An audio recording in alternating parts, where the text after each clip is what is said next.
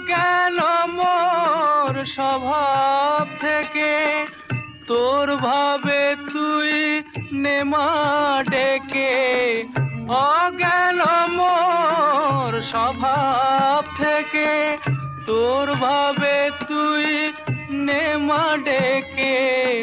জ্ঞান চক্ষু মেলে দেখি, জ্ঞান চক্ষু মেলে দেখি, কেমন তুই জ্ঞান দাময়ী। আমার চেতনা চৈতন্য করে দে মা চৈতন্যময়ী।